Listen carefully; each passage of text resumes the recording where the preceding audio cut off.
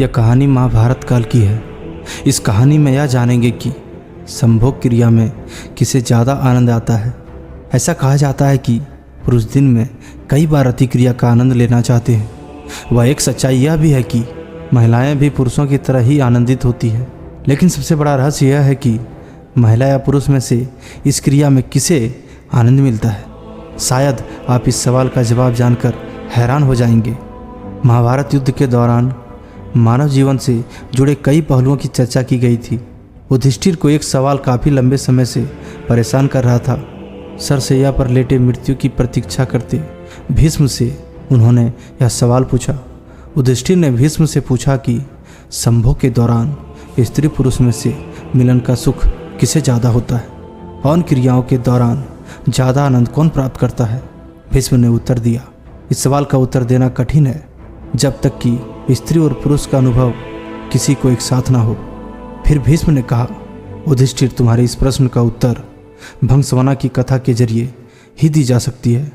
अपने सवाल का जवाब पाने के लिए यह कथा सुनो। बहुत समय पहले की बात है। भंगस्वना नाम का राजा राज करता था।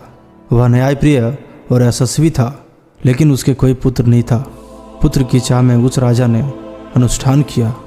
हवन में केवल अग्नि देवता का आदर हुआ था, इसलिए देवराज इंद्र को काफ़ी क्रोध आ गया। इंद्र अपने क्रोध को निकालने के लिए दंड देना चाह रहे थे। एक दिन राजा अपने सैनिकों के साथ शिकार पर निकला। स्वर्ग से इंद्र सब देख रहा था। उसने सोचा, आज ही से सबक सिखाते हैं। इंद्र ने राजा को सम्मोहित कर दिया। राजा भंगस्वाना जंगल में इधर उधर भटकने लगा। अपनी सम्मोहित हालत में वह सब कुछ खो बैठा। चलते चलते वह काफ़ी दूर चला गया। उसे कुछ भी पता नहीं चल रहा था। ना उसे दिशाएं समझ आ रही थी और ना ही अपने सैनिक दिख रहे थे। भूख प्यास ने उसे और व्याकुल कर दिया था। अचानक उसे एक छोटी सी नदी दिखाई दी जो किसी जादू के शीशे की भांति चमक रही थी। राजा उस नदी की तरफ बढ़ा और पहले उसने अपने घोड़े को पानी पिलाया, फिर खुद पानी पीने के लिए आगे बढ़ा। जैसे ही राजा नदी के अंदर प्रवेश किया और पानी पीना चाहा, उसने देखा कि वह बदल रहा है। धीरे धीरे वह एक स्त्री में बदल गया। शर्म से बोझल वह राजा जोर जोर से विलाप करने लगा। उसे समझ नहीं आ रहा था कि ऐसा उसके साथ क्यों हुआ।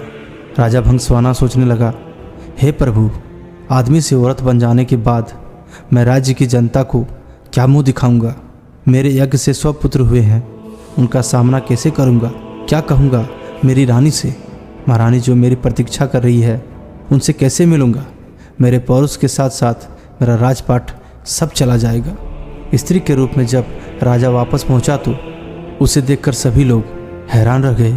राजा ने सभा बुलाई और फैसला सुनाते हुए कहा, वह राजपाट छोड़कर बाकी जीवन जंगल में बिताएंगे। ऐसा कहकर राजा जंगल की ओर प्रस्थान कर गया। जंगल में जाते ही वह पूर्ण रूप से स्त्री में बदल गई। जंगल में एक तपस्वी तप कर रहा था। उस तपस्वी ने उसे देखा और वह उसकी सुंदरता को देखकर मंत्रमुग्ध हो गया और तपस्वी जाकर भंगस्वाना के सामने विवाह का प्रस्ताव रख दिया। यह वह पूरी तरह से एक स्त्री होने के कारण उस तपस्वी को हाँ कर दिया और दोनों अपना जीवन आनंदपूर्वक बिताने लगा।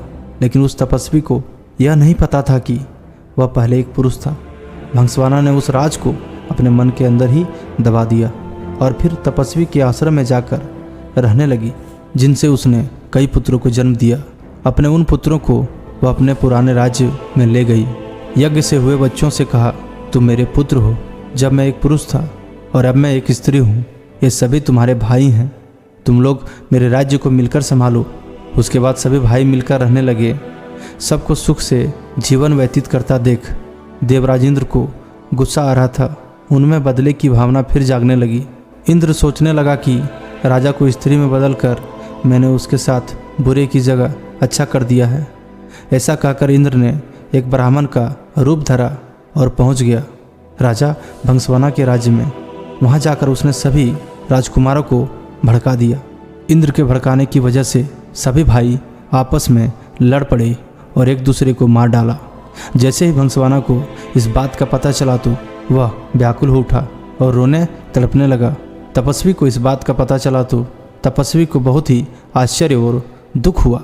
वह भी पुत्र की ऐसी समाचार सुनकर अंदर से टूट गया।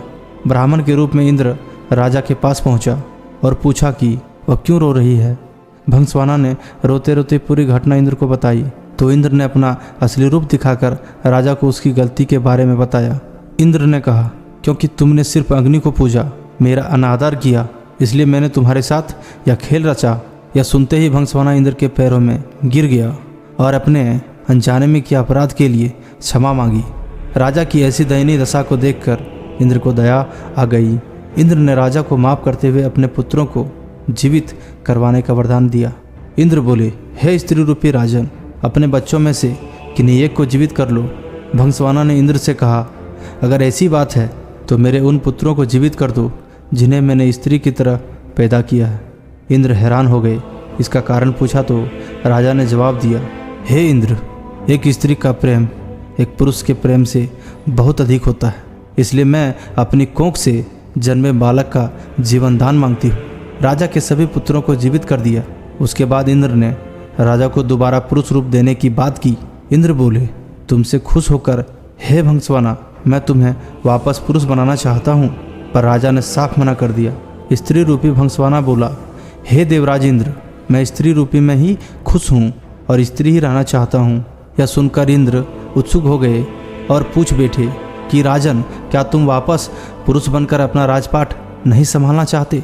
भंसवाना बोला, क्योंकि संभोग के समय स्त्री को पुरुष से कई गुना ज़्यादा आनंद, तृप्त और सुख मिलता है, इसलिए मैं स्त्री ही रहना चाहूँगा। इंद्र ने तथास्तु कहा और वहाँ से प्रस्थान किया।